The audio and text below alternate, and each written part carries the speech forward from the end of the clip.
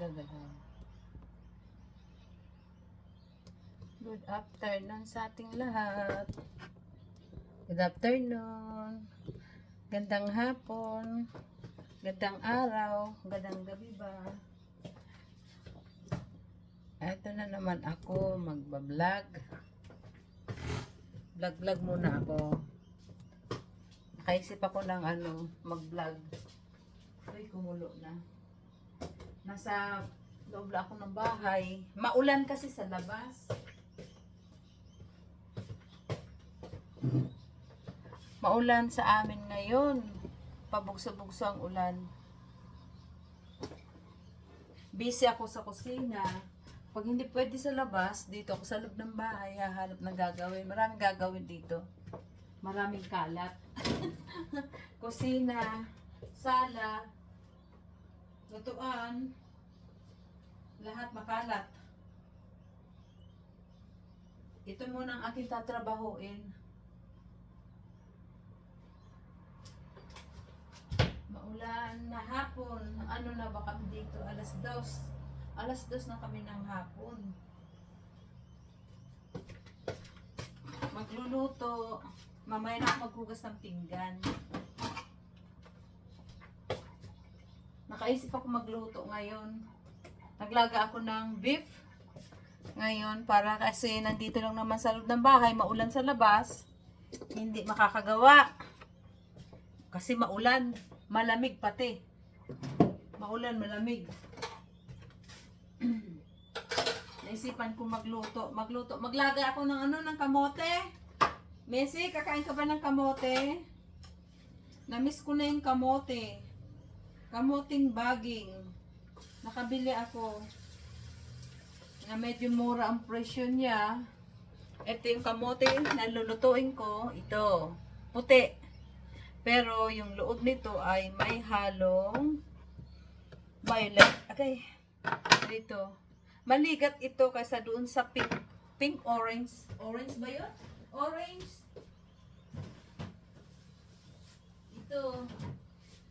Ito ang orange. Ganito ang kamote rito kapag yung kulay orange. Orange ito eh. Orange pink. Orange ang laman nito. Ano siya, malabsa. Para siyang kalabasa. Ngayon, tabi ko lang muna to. Nakakita ko ng puti. Sa puti muna ako kasi maano ito eh. Kumbaga malabo. Malabo kung sa kalabasa. Masarap siyang kainin. Ito siya. Malikot ang aking camera. Dumaan yung bus, maingay. Last trip ng bus dito para sa mga residence. Kasi mamaya, mag-pick up sila ng mga bata. Yun yung last trip nila sa pagbiyahe. Yung mga estudyante. Paano ba ito? Ayaw kang maano? Sandali. Malikot ang aking camera. Tanggalin ko nga itong aking kettle. Medyo malapit kasi. Malapit ang camera ko. Pag hindi ka mubra, ilalapag kita. Kaya naman kasi patungan. Walang patungan ang aking Ito ang gawa ko ngayon. Maghiwa muna ako ng kamote. Ayan siya, oh. Ayan.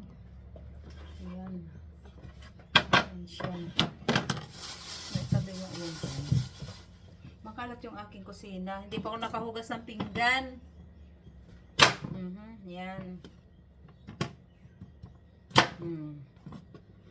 Para magkasya siya sa kaserola. Kaserola. Ayan. Maglalaga ako ng kamote. Sinipag ako maglaga ngayon. Kasi, nandito naman ako sa loob. Ang naisip ko, magluto ko anong makukuting-ting sa loob ng bahay. Madami, kaya lang, depende sa pakiramdam. Yan. Ayan siya. Ilalaga ako ngayon. Open natin ang stove na isa. I-open ang stove na isa. Para ito ay mabuksan. Ayan. mag-open tayo ng stove na isa. Tama ba yun? Pagkulo na yung aking beef. I-open ko lang yung kasi aapaw siya. Aapaw. Wala sana ako samod dito sa loob ng bahay. Kailang maulan. May tatapusin sana ako sa labas. Wala akong magawa. Umulan. Ang aking hosa nakatamba. Hugasan ko ito ngayon. Pag ako ay natapos na magluto. At si Messi ko ay nakabantay.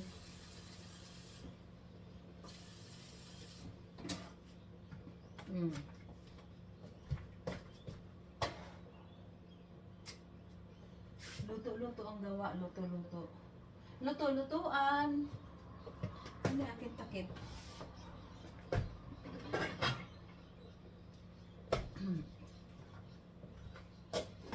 Yan. Ito tayo. Tingnan nyo nga si Messi ko, oh. Ayan, nakabantay. Hello, Messi. Giniginaw ikaw, be? Ay, oo. Giniginaw siya. Nakatago yung mga kamay niya. Kasi pag mainit yan, nakadapa. O, yan ang gawa ni Messi ko. Maraming gagawin dito. Maraming gawa dito sa kusina. Tayo ay maghugas ng pinggan. Nag-iisa lang. Kami lang dalawa ni Messi. Hindi pa dumating yung estudyante namin. At saka wala ang aming dado. Ang aming dado ay wala. Pumunta sa city. Nagpunta sa city ang aming dado. May lakad si dado namin.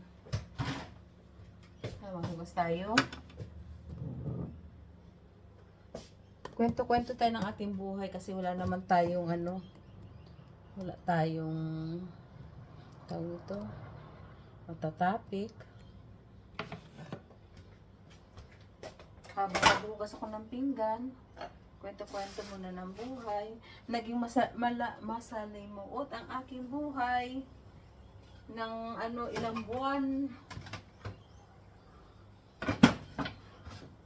Maraming iniintindi. Maraming tawag nito. Maraming scary sa buhay. Maraming problema dumarating. Ganun yata ang buhay.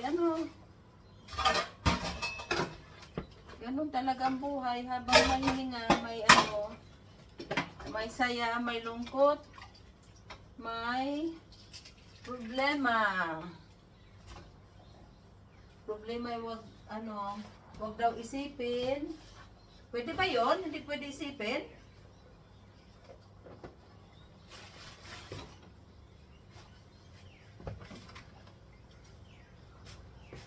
Malungkot ang buhay.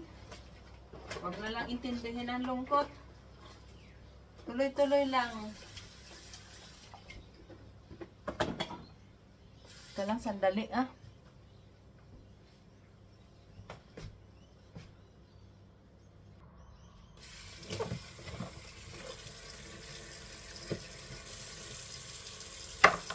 Ngayon lang po, pasensya na ngayon ko lang uli ang inop ko lang muna sandali kasi masyado makalat yung aking lababo. Hindi ko alam kung ano magiging galaw ko. Puro kalat. Ako, tawag nito, ilang linggo ako na hindi nakakapag-isip ng i-content ko kasi kailangan mag-content ka sa iyong sa iyong YouTube channel kahit paano. Ilang linggo, na ako, siguro mga ilang buwan na ba ako na hindi ako makapag-isip. Kaya sabi ko nga, tawag nito, dumarating talaga sa buhay ng tao. Hindi ko akalain na ma-experience ko rin. Tawag nito, na napapanood ko kung saan ako nakakapanood na dito na namamatayan ba. Namatayan sila minsan halos hindi pa nagpapang-abot yung 1 year. Yung tinatawag na babanglok sa yata yun, 1 year. Naranasan ko yan doon sa nanay ko. Unang karanasan ko. Kailang anggap ko ng mga 4 days lang yata. Namatay yung hipag ko. Ano, tawag nito? Namatay siya ng June. Tapos, hindi pa kami nakapagbabang luksa. Namatay naman si mother ko. Namatay siya ng June 4. Yung hipag ko namatay ng July. Hindi, June 4. July. June ba yun? June. Namatay siya ng June 7 ba yun? Or 8. Hindi ko na matandaan. Tapos, di syempre magbabanglok sa ka. Ganun din ang buwan. Namatay din yung nanay ko. Kaya lang medyo maaga sa kanya. June 4 namatay ang nanay ko. Hindi pa kami nagbabanglok sa hipag ko. Namatay si mother ko. Ngayon nangyari, mas maano pa ngayon ang nangyari. Yung huling vlog, yung na-i-vlog ko na-i-content ko yung namatay ang brother ko. Ano yun? Sabi nila May 22 daw. Hindi ko masyado natanda sa dami ng mga iniisip ko kung na matandaan yung pecha. Namatay siya na wala kaming biglaan lang yun, wala kaming na hospital siya o siya. Basta alam namin may sakit. Tapos nakapagbiyahe pa nga siya eh. Round trip. Hindi. Balikan, nakapagbiyahe pa siya. Nung December, nung December, ngayon malapit na naman mag-December. 2 buwan na lang, December na naman. Nagkita kami, ng family reunion kami. Nung umuwi ako, ginawa ko, parang ginawa ko na magbiting-meeting. Parang family reunion din yun, kahit saglit lang magkakasama kami. Kasi sabi ko, matatanda na nga eh. Matanda sila sa akin, matanda na rin ako. Siyempre matatanda na rin sila. Tapos mag-uwi ako, hindi ko sigurado kung kailan naman ako babalik. Baka mamaya hindi na ako makabalik kasi siyempre hindi natin alam kung makakabalik pa ba. Sinamantala ko na nagtipon-tipon kaming 4 na lang kami. 2 nakakatandang babae, tapos yung sinundang kong lalaki, tapos ako ang nag-organize no na magkita-kita kami. Yun, may kami, mga picture kami kuha. Ngayon, ang may sakit nakita ko na yun sila, medyo may tingin ko may sakit na yung kapatid kong lalaki yun. Tapos, yung kapatid kong babae, hindi ko na-expect na mauuna yung lalaki, yung kapatid, yung sinundan ko. Yun nga, namatay nga siya ng May 22 yata yun. Tama ba ako? Tapos, ang kapatid ko yung babae naman, naglabas-pasok sa ospital yun. Talagang lumalaban siya sa niya, nararamdaman niya. Ngayon, labas-pasok siya. Siyempre, alam mo na, pag labas-pasok ka, financial ang kalaban mo doon. Nagpapanik-panik, tulong-tulong sa kung ano ang kaya, tulong. Yun. Umabot siya nung kaarawan niya. Binigyan ko siya ng konting kaligayahan. Konting kaligayahan na mapangiti mo siya. Makita mo yung parang tuwa siya. Ang sarap ng pakiramdam ko na nagawa ko yun sa kanya. Tapos, yun, na naman siya sa ospital. Hanggang sa, yung huling punta niya ng ospital, nasa bahay siya, ilang araw lang siya, yun, bumigay na. Tapos, itong buwan lang na ito, itong buwan nung nakarang buwan, kasi na ngayon, anong petsa na ba ngayon? Ados ba? Atres na pala ngayon. Nilibing siya nung 25 ng September. Sabi ko, ang sakit naman nun. Ilang buwan lang ang pagitan nila.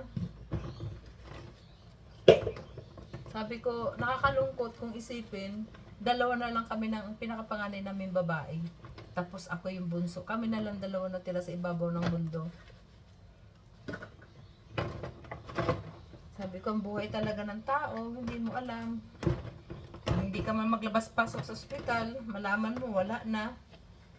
Yung mga naglabas-pasok sa ospital, na-expect na mo na yun, parang napag-aaralan mo na yun na kung saan siya hahantong. Pero yung biglaan lang, hindi mo na-expect, nakakagulat. Sabi ko, nakakalungkot naman. Parang nag-timing yung pagbakasyon ko. Nagsama-sama kaming apat. Ngayon, sabi ko, dalawa na lang kami ng panganay ko. Sana, humaba pa buhay namin. Kasi ang mother namin na nawala sa mundo, 80. Yung mga nagandawala na mga anak, hindi, ang isa, 65, yung isa, 57, hindi niya inabot yung 58 niya. Bali, ilang buwan pa bago siya mag-58. Tapos yung panganay namin, nauna talaga sa lahat yung panganay, 55 years old. Ngayon, yung panganay namin babae, 66 yun. 66 ang edad. Sana, sabi ko, naway maabutan namin ang 80. Kasi dalawa na lang naman kami dito ang natira sa mundo.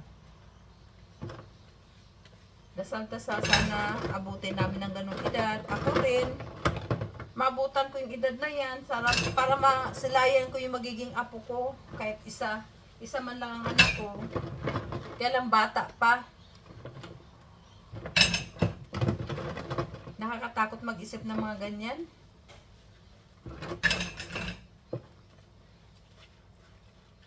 Ang panlaban ko na lang ay magdasal. Sana'y habaan pa ang buhay namin. Yung kapatid ko, hindi lang ako, pati yung kapatid ko na panganay. Kasi nakakalungkot. Kung iisipin mo, nakakalungkot talaga. Wala kang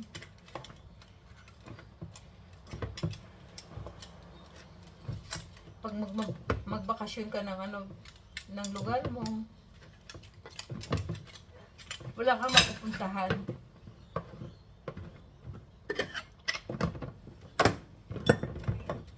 Iba talaga pag mayroon ka kapamilya na maghahaliday ka, na may mauwian ka.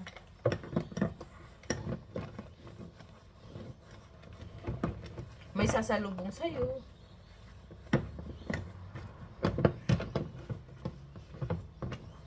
Nung umuwi ako, yung kapatid kong lalaki na namatay. Kasi dalawa lang naman yung kapatid kong lalaki.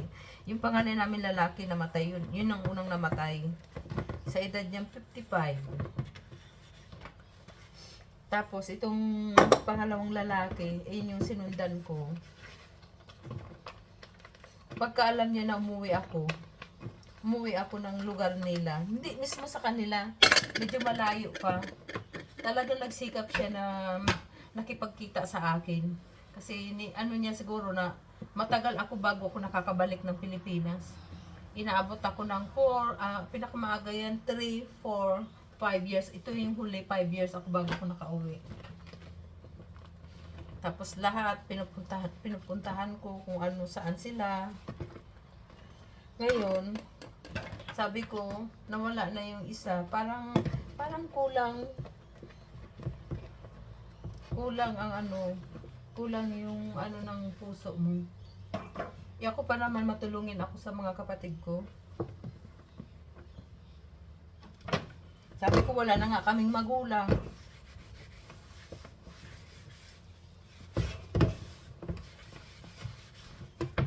Wala na kaming magulang. Pare-paras na walang magulang.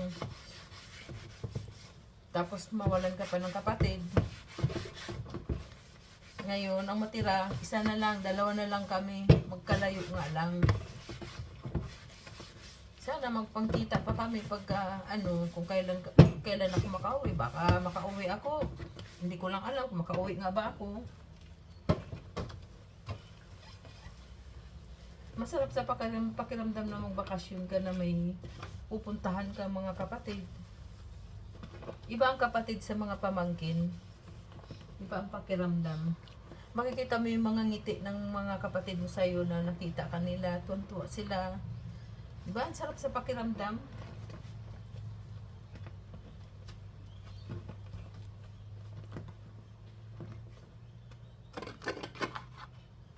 Nakakaingit yung mga napapanood ko, yung mga ibang kababayan na umuwi. Uwi sila tapos sinasalubong ng mga kamag-anak, kapatid. O mga kapatid, magulang. Ha? Ang saya-saya, masayang pamilya, nagsama-sama, parang nag-family reunion sa isang bahay. Parang inggit na inggit ako sa ganung sitwasyon. Hindi ko nagawa sa sarili ko.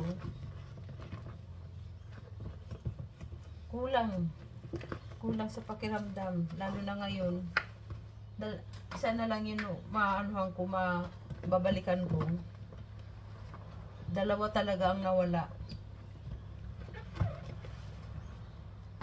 Kaya,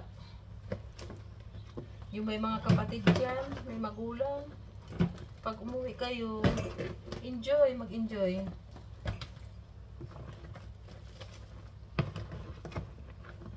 Kasi ang buhay ay, tawag nito, hindi natin alam. Ang hirap magsulo ng buhay. Parang kulang. Kahit may pamilya ka na, parang kulang pa rin. Lalo na sa akin, nag-iisa lang ang anak ko. Naghahanap ako ng welcome na galing sa mga mga sibling. Kakalungkot ang taon namin.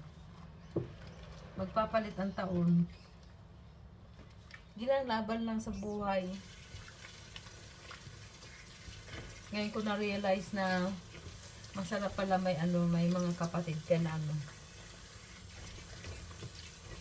nagmamahal sa iyo. Kasi nasabi ko yan kasi bago lang yan nangyari sa buhay ko kasi hindi naman ako lumaki kasama sila.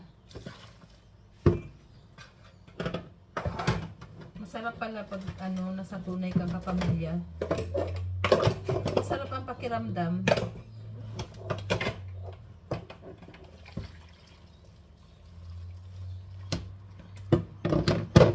Yung tunay ang nila sa iyo. Hindi yung katulad ng iba na ka lang kasi, syempre, may pangangailangan.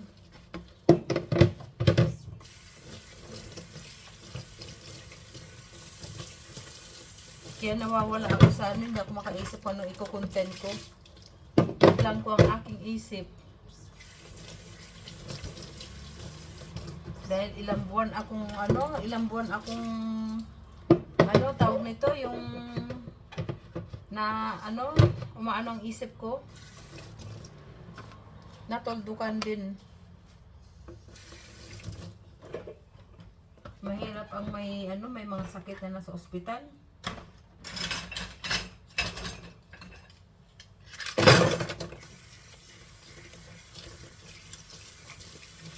Malapit na ako matapos maghugas ng pinggan.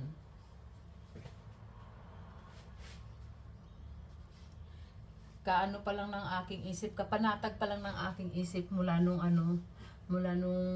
lumisan yung aking kapatid na lalaki. Tapos puro tawag nito sunod-sunod na walang ang pangamba hanggang sa nawala naman ang kapatid kong babae. Kumbaga ngayon lang ako nakatulog ng walang iniisip. Kasi nung buhay pa yun, ang dami parating pumapasok sa isip ko. Ngayon panatag na ako. Ayan, nakaisip ako mag-vlog, ng content ko. Tapusin ko muna yung aking paghuhugas.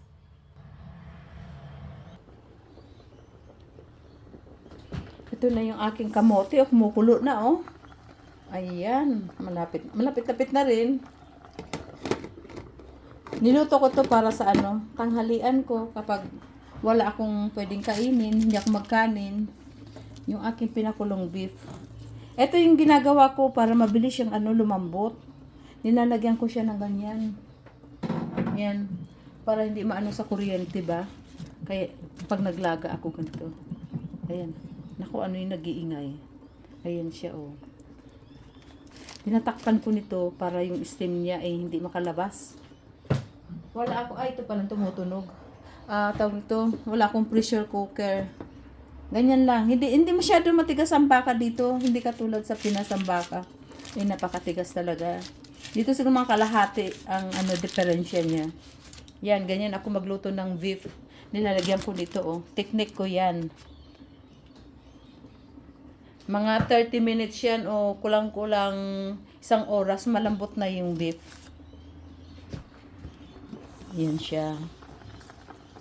May pang, ano ako, may pang, tawag nito, may pang lunch ako. Yan. Asa na yung aking ano? Ang aking kwento ng ano, ang kwento ng aking buhay ng ilang buwan. Ngayon lang na ano.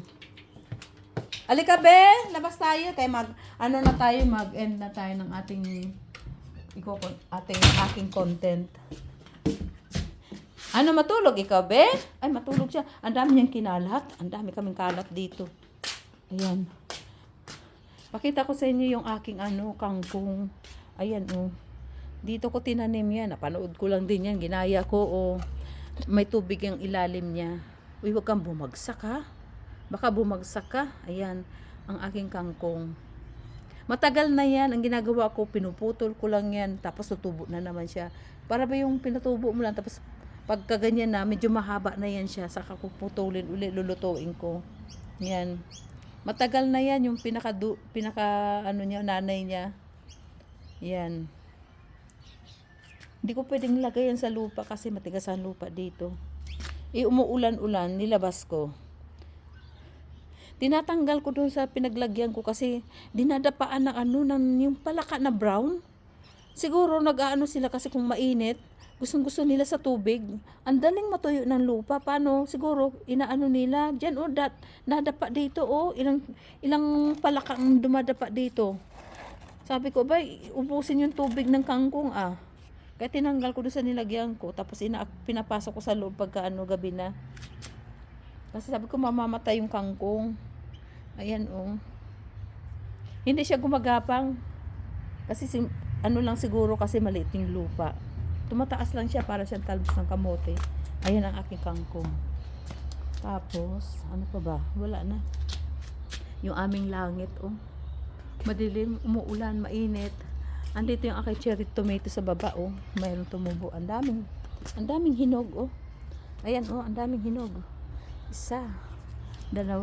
Kinunan ko na nga, Binigay ko dun sa possum. Abay, gustong-gusto ng possum. Ayan, hinog, Yan. Tapos mayroon din akong kamatis dito. Binalot ko yung kamatis. Na yung malalaki. Ay, naku, malaglag ka. Naku, nagsiswing yung aking Ito, ang laki, Ayan, ang laki ng kamatis ko. Tapos binalot ko. Ay, naku, natanggal na. Natanggal na yung aking Binalot ko dito yung yung kamatis ko. Kasi, inaano ng uod. Saan ka na ba? Ito. Ayan. Ayan. Kailangan siyang bantayan. Ang daming kamatis doon. Ayaw nilang dumapo yung uod. Dito siya dumadapo sa malalaki. Ang hirap pa naman magpatubo ng malaki. Ayan, Ibinalot ko siya dito, Ayan. Teka, sanda. Nalaglag yung aking camera. Ano ba ito? Wala akong proper na stand. Ayan siya, malaki na yung isa, Ayan, ayan. Ang hirap.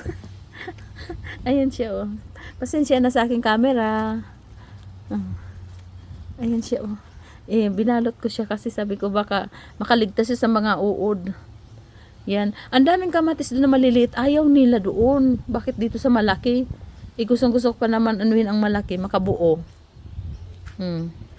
Kaya balot ko siya muna. Sandali. Mamaya, nabali. Nabali ka?